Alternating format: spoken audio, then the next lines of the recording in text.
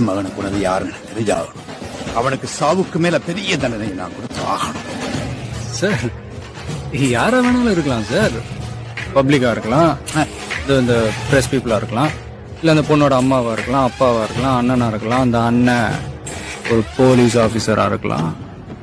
அவர் பேர் IPS விஜய் குமாரா கூட இருக்கலாம். உங்களால ஒரு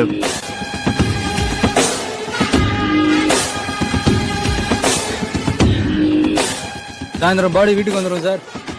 உங்க சொந்தக்காரங்களுக்கெல்லாம் சொல்லி அனுப்பிச்சிருங்க.